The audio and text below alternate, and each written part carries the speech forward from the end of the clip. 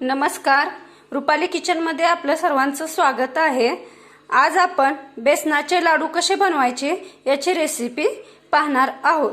त्यासाठी लागणारे साहित्य आधी आपण पाहू। त्यासाठी आपल्याला लागणार आहे बेसन। मी हे एक छोटं पातेलं घेतलेलं आहे।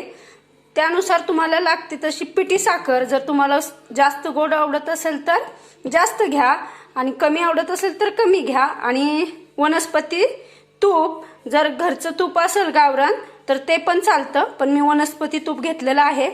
त्याचप्रमाणे बदामाचे केलेले काप आहेत आणि काजू बदामाचे केलेले हे काप आणि हे याच्यात आहे ती म्हणजे विलायची मी मिक्सरमधनं बारीक करून घेतलेली आहे। तर चला आता आपण बेसनाचे लाडू कसे करायचे ते पाहणार आहोत।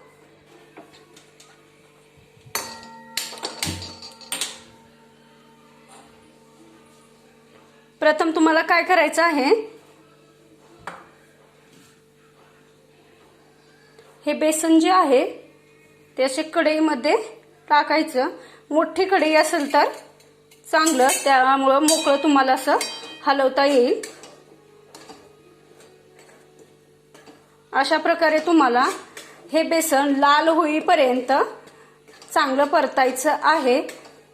बेसन लाल होईपर्यंत परतलं तरच बेसनाचे लाडू हे टाळूला चिटकत नाहीत, नाहीतर ते पीठ खाल्ल्यासारखं लागतात। त्यासाठी प्रथम आपण हे बेसन छान असं लालसर भाजून घेऊ। असेच मंद आचेवर आपल्याला हे बेसन लाल होईपर्यंत भाजायचं आहे। मंद आच ठेवायची, त्यामुळे काय होतं बेसन करपत नाही आणि बेसन लाडू हे छान लागतात।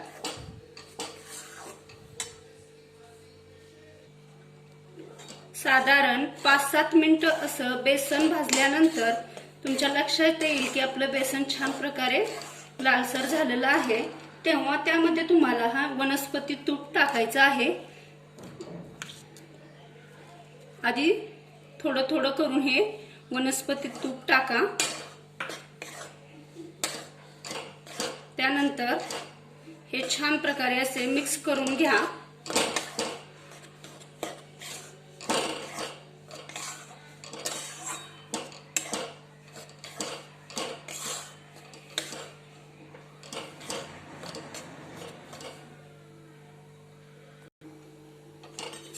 त्यामध्ये तुम्हाला अशा गाठी झाल्यासारख्या वाटतील, घाबरायचं नाही, असंच हलवत राहायचं। तेव्हा त्या गाठी आपल्या आपण वितळून जातात आणि लागेल तसं वनस्पती तूप किंवा असेल तर गावरान तूप तुम्ही त्यात टाकत राहायचं, जोपर्यंत हे पीठ पातळ होत नाही तोपर्यंत।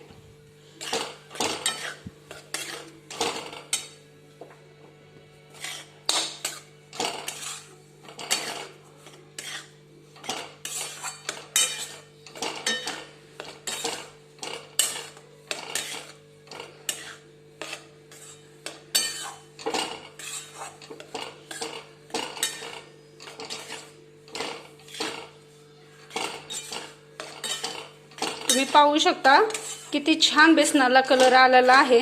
अशा प्रकारे मंद आचेवर तुम्ही हे मिक्स करून घ्यायचं आहे।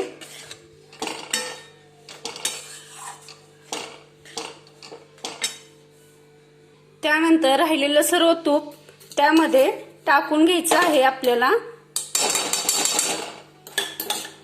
मी पहा तुम्ही पूर्ण वाटी तूप यामध्ये टाकलेलं आहे, वनस्पती तूप, आणि असं छान प्रकारे असं पातळ होईपर्यंत तुम्हाला ते हलवत राहायचं आहे आणि वनस्पती तूप पण टाकायचं आहे। आता तुम्ही पाहू शकता हे पीठ कसे झालेले आहे। जवळून दाखवते मी तुम्हाला। असा घट्टपणा येतो त्याला। त्यानंतर तुम्ही असं लालसर होईपर्यंत साधारण 5-7 मिनिटं तुम्ही त्याला हलवत राहायचं। जेव्हा पीठ छान प्रकारे लाल झालं त्यावेळेसच बंद करायचा गॅस। अशा प्रकारे पीठ भाजल्यानंतर आता आपण ते परातीत काढून घेऊया।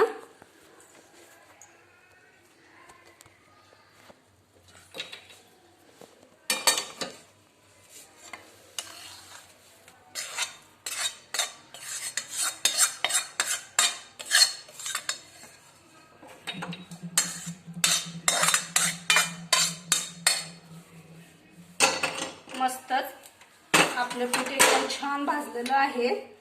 आता तुम्ही असं थंड होण्यासाठी, पूर्णपणे थंड झाल्याशिवाय आपण याचे लाडू बांधणार नाहोत। त्यासाठी हे पीठ थंड होण्यासाठी आपण 10 मिनिटं बाजूला काढून ठेवूया।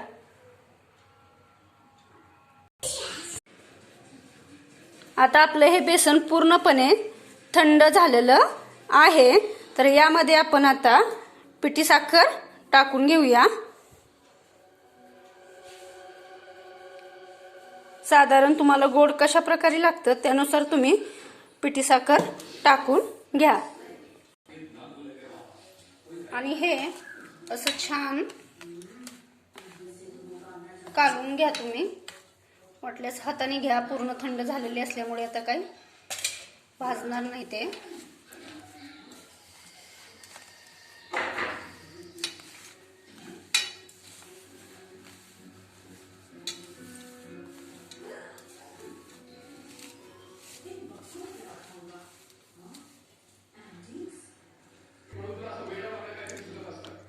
आता हे छान झालेलं आहे, त्यामध्ये आपण विलायची टाकू।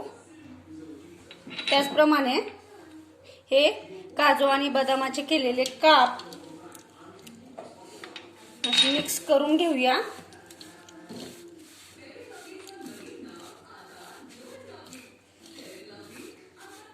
तर छान मिक्स झालेलं आहे, तर आपण लाडू बांधू।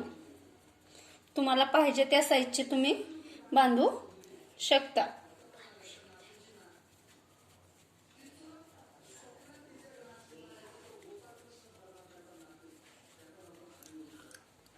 तुम्ही पाहू शकता किती छान असा लाडू झालेला आहे तयार।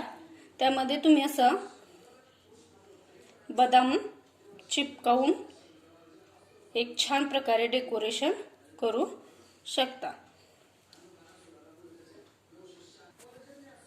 अशा प्रकारे आपण सर्व लाडू बांधून घेऊया।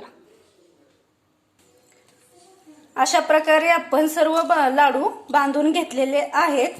तुम्ही पाहू शकता तेवढ्या पिठामध्ये भरपूर लाडू तयार झालेले आहेत। जर तुम्हाला माझी रेसिपी आवडली असेल तर रेसिपीला सबस्क्राइब, लाईक आणि शेअर करायला विसरू नका। धन्यवाद।